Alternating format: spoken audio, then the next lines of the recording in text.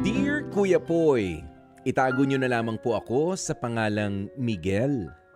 Sana po sa pagsulat kong ito ay hindi po ako agad mahusgahan ng mga makakarinig ng aking kwento.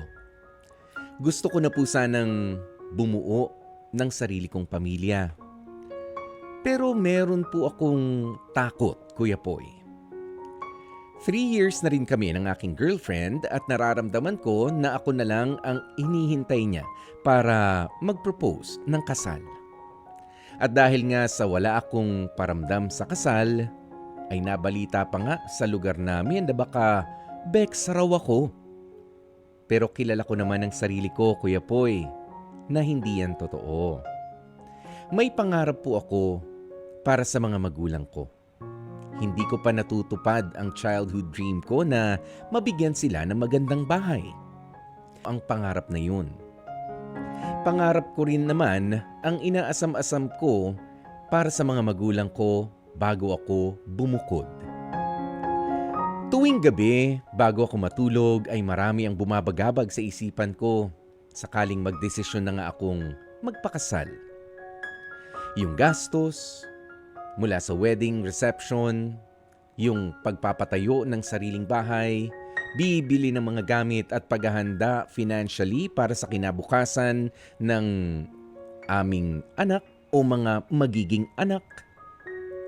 Sa madaling salita, Kuya Poy, ay hindi pa talaga ako handa sa responsibilidad.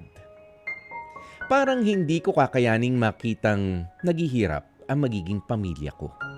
Ang kaso, kailangan ko ng magdesisyon dahil 37 years old na ako at 34 years old naman na ang girlfriend ko. Sana po ay mapayuhan ninyo ako. Hanggang dito na lamang. Maraming salamat. Natatakot pero nagmamahal. Miguel. Alam mo, may kikwento ko sa'yo, maikli lang to. Actually, hindi naman siya kwento. Sasabihin ko sa'yo, Miguel, katulad mo rin ako. Meron din ako mga pangarap para sa mga magulang ko, para sa mga kapatid ko, o na katulad nung sa'yo. Nga lang, syempre kapag ka pinagsabay-sabay talaga nating isipin ang mga bagay-bagay, lalo tayo mahihirapan magdesisyon. Lalo ka lang ma-overwhelm, malulunod ka dyan, Miguel. Kaya take it easy. Okay, one at a time. Ano ba ang focus mo ngayon? Yung pagtatrabaho at pag-iipon ng pera. Check, yun na muna. Ang pag-aayos lang ng inyong relationship with your girlfriend. Baka ikaw lang rin ang naglalagay ng pressure para sa sarili mo. O baka mas ikaw ang concern doon sa body clock ng babae para sa pag-aasawa. Kasi wala ka naman sinabi na nagtatanong na si girlfriend, kailan ba tayo magpapakasal? Kailan ba? Baka feeling mo lang rin yan. O kaya naman, idagdag pa natin dyan, yung mga magulang mo ba ay talagang hinihingi sa'yo? O hinihingi na sa'yo yung kailan ba yung bahay na sinabi mo sa amin dati, anak? Diba? Alam mo, meron tayong ugali na pinupuno natin yung sarili natin ng mga pinagsasabay-sabay na mga problema at sinusubukan natin magpaka-Superman.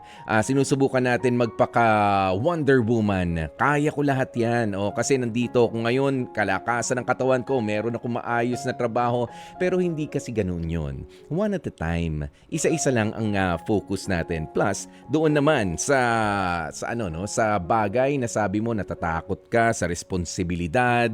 Aba, teka, meron naman, hindi natatapos. Pagka nakasal na kayo, kapag nagastusan mo, pwede namang yung pagbahay ninyo. Kung gustong-gusto mo na talaga itong babaeng ito na mapakasalan at may basbas na rin naman ang inyong mga magulang, bakit hindi? O kahit na wala pa ang bahay na ipinangako mo sa mga magulang, I'm quite sure mas matutuwa sila na bumubuo ka na rin ng pamilya mo. 'Di ba? At mai-provide mo sa pamilya mo yung pangako mo sa mga magulang mo. Pwede naman 'yun habang mag-asawa na kayo, magkatuwang kayo. O hindi pa pwede na kailangan ganito, kailangan ganyan. Baka mauwi sa lahat, mauwi sa wala ang lahat ng 'yan. Nang dahil sa nilalagay mong pressure para sa sarili mo.